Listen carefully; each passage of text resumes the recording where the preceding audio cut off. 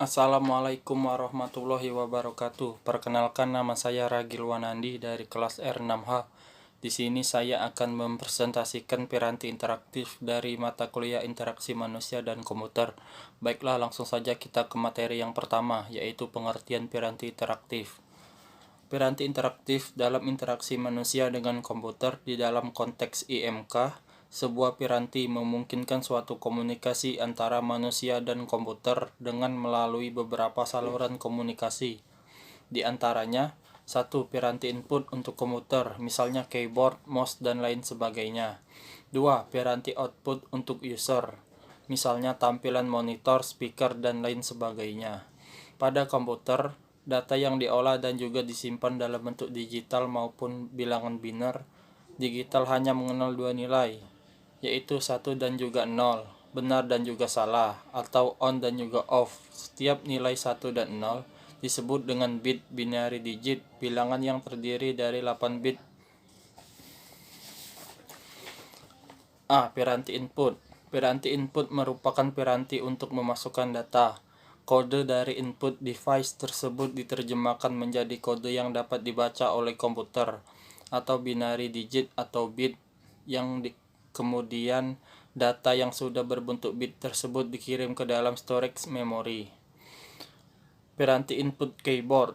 Piranti input keyboard adalah papan ketik yang terdiri dari tombol-tombol dan difungsikan untuk memasukkan perintah atau data yang akan diolah oleh komputer dengan cara ditekan. 3. Jenis-jenis keyboard. Yang pertama, keyboard QWERTY. Yang kedua, keyboard Dvorak. Yang ketiga, keyboard alfabetik. Yang keempat, keyboard chord. Yang pertama, yaitu keyboard QWERTY.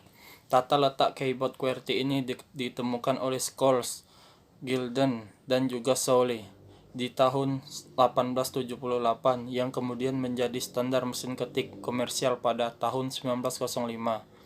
Keyboard QWERTY ini didesain sedemikian rupa sehingga tombol-tombol yang paling sering ditekan terpisah letaknya sejauh mungkin, sehingga dapat meminimalkan kemacetan pada saat mengetik. Keyboard QWERTY ini terdiri dari 4 bagian, yaitu: yang pertama, tombol fungsi atau fungsi key. 2. Tombol alphanumerik atau alphanumeric key.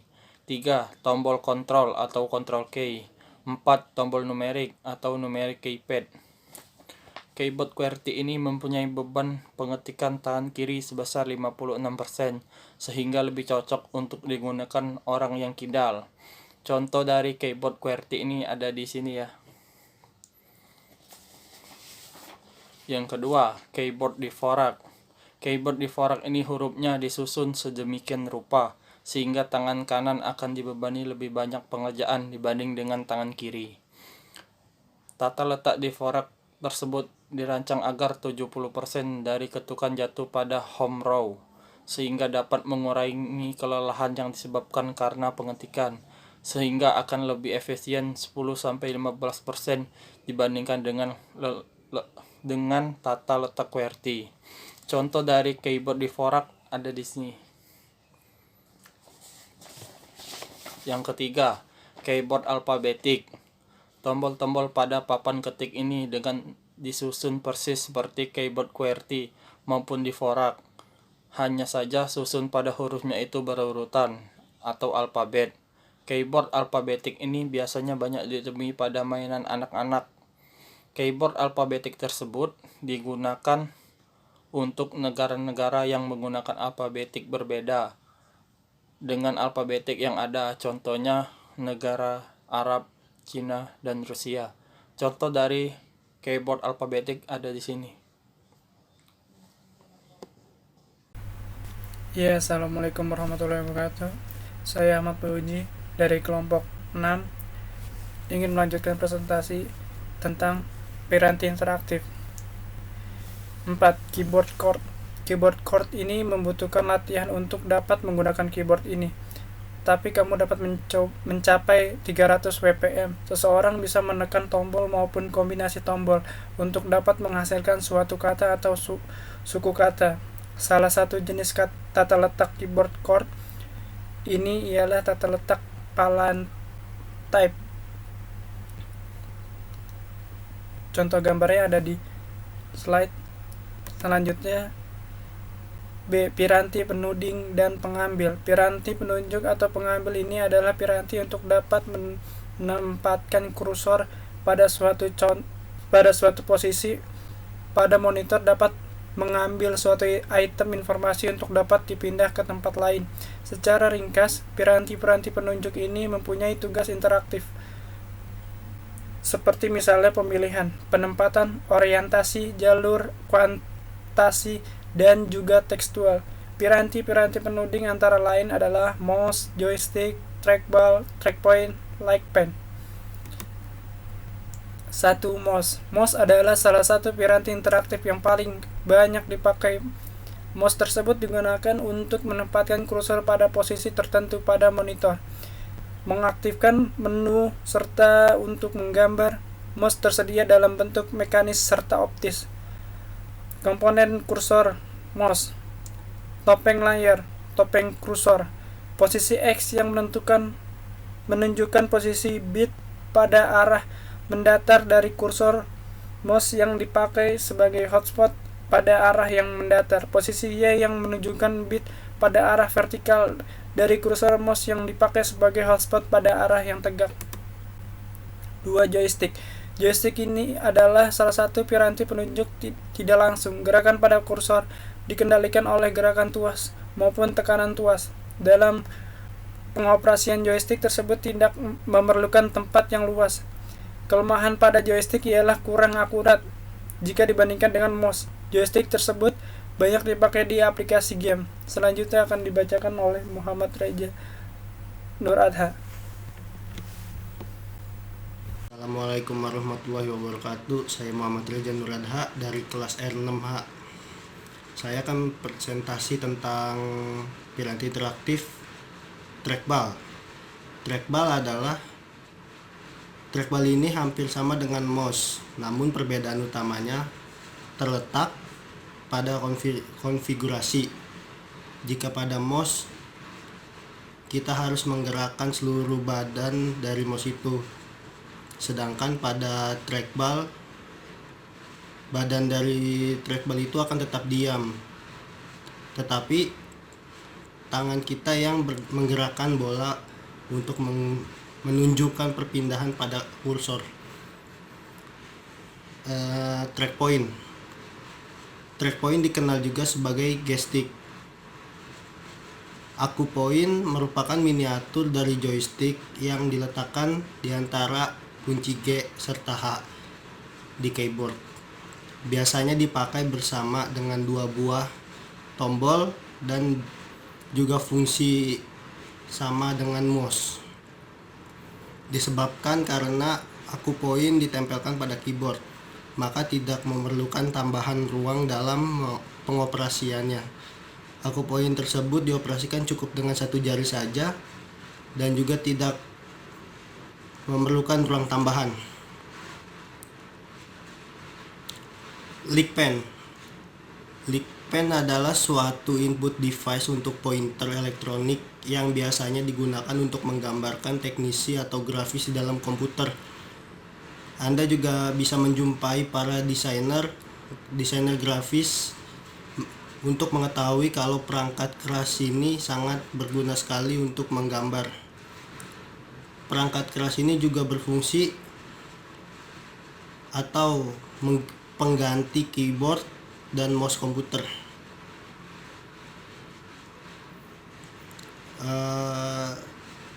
Layar tampilan merupakan piranti yang dipastikan selalu ada pada sebuah sistem komputer, karena lebih lewat tampilan ini pengguna dapat melihat apa yang ia ketikkan dan informasi yang diberikan oleh komputer sebagai hasil dari suatu proses komputasi.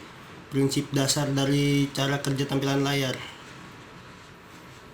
aliran elektron dilepaskan oleh penembak elektron atau elektron gun, kemudian difokuskan dan dibelokkan oleh medan listrik pada layar yang lapis Fastor. Ketika elektron mengenai layar yang berlapis Fastor, maka akan muncul pendaran pada titik kontak antara elektron dengan lapisan Fastor.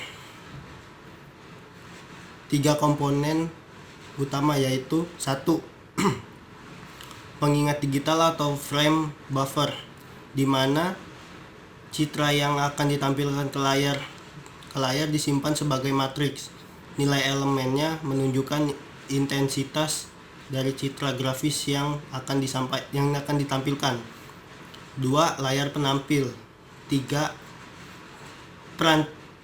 Peranti pengendali tampilan atau display controller atau pengelola tampilan atau display processor yang berfungsi untuk melewatkan isi pengingat digital dan pengelolanya untuk ditampilkan ke layar penampil. Secara umum ada 3 tipe tabung Cortana yang digunakan. Sekian. Ya, Assalamualaikum warahmatullahi wabarakatuh. Saya Zainal Mutakin dari kelas R6A kelompok 6. Di sini saya akan menjelaskan pengolah tampilan. Pengolah tampilan atau display processor atau video display adapter adalah bagian yang mengubah pola bit dari pengingat digital menjadi tegangan analog, yang selanjutnya akan membangkitkan elektron yang digunakan untuk menembak fosfor pada layar tampilan. Adapter tampilan yang banyak digunakan untuk komputer-komputer pribadi adalah MDA atau Monochrome Display Adapter, atau juga CGA Color Graphic Adapter, MCGA Multicolor Graphic Array, EGA Enhanced Graphic Adapter, VGA Video Graphic Array, dan SVGA Super Video Graphic Array. Pada saat ini, adapter VGA dan SVGA yang paling banyak digunakan mengolah tampilan mempunyai memori khusus yang disebut memori video. Semakin besar memori video, semakin tinggi resolusi yang dihasilkan oleh pengolah tampilan itu, dan juga makin banyak warna yang dihasilkannya. Saat ini sudah banyak ditampilkan pengolahan tampilan, khususnya VGA, dengan 2 memori. Maksud saya dengan memori 2 byte, bahkan 4 byte. Pengolah tampilan dengan memori sebesar 2 byte dapat menghasilkan gambar true color yang sangat bagus. Terlebih pengolah tampilan dengan memori 4 MB. Di sini ada beberapa tipe layar tampilan. Yang pertama, Direct Driver Monochrome Monitor, yaitu tipe layar tampilan ini biasanya digunakan untuk adapter dari jenis MDA atau EGA. Layar tampilan jenis ini hanya menyajikan warna latar depan atau foreground dan warna latar belakang atau juga background. Composite Monochrome Monitor, tipe layar ini digunakan bersama-sama dengan adapter jenis CGA. Tipe layar ini hanya bisa menyajikan sebuah warna latar depan dan hanya dapat digunakan bersama-sama dengan adapter dari jenis CGA. Saat ini, layar dengan tipe ini sudah jarang ditemui karena resolusi dan jumlah yang dapat ditampilkan memang tidaklah banyak. Composite Color Monitor, tipe layar ini dapat menghasilkan teks dan grafik berwarna atau color. Meskipun demikian, tipe ini mempunyai resolusi yang jelek sehingga gambar yang dihasilkan tidak bagus. Tipe layar tampilan ini harus digunakan bersama-sama dengan adapter dari jenis CGA. Red Green Blue monitor. Tipe layar ini lebih dikenal dengan sebutan RGB atau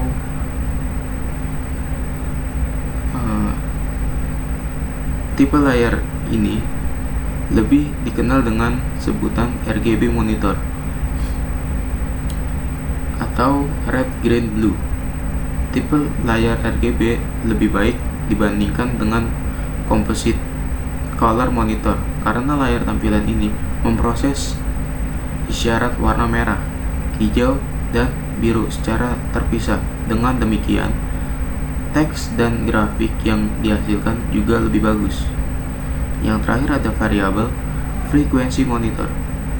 Adapter tampilan yang adapter tampilan yang berbeda seringkali membagikan isyarat yang berbeda pula, sehingga ada beberapa layar tampilan yang tidak bisa dipasang dengan adapter tertentu.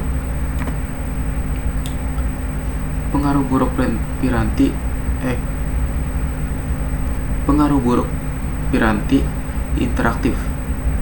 Pemakai sebuah komputer biasanya akan berlangsung dalam waktu yang berorde jam, terutama bagi yang menggunakan komputer sebagai alat bantu kerja utama.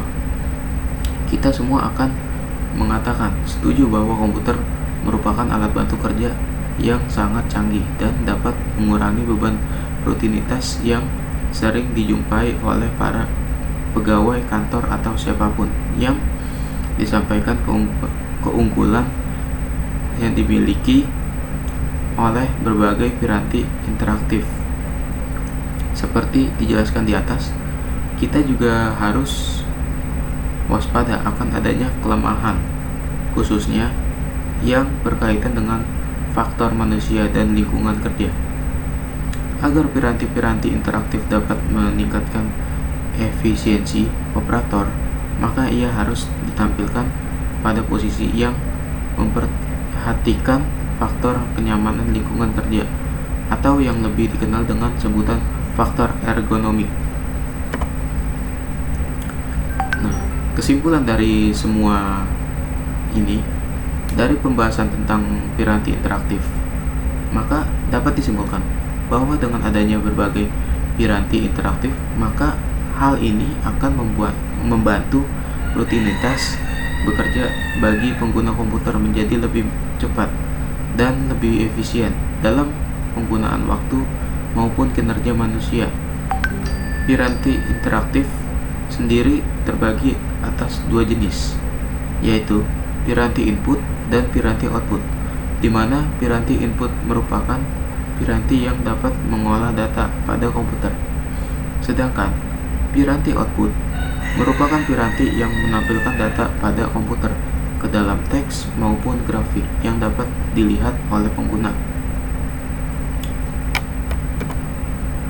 Demikian dari kelompok kami, kelompok 6. Terima kasih atas perhatiannya. Wassalamualaikum warahmatullahi wabarakatuh.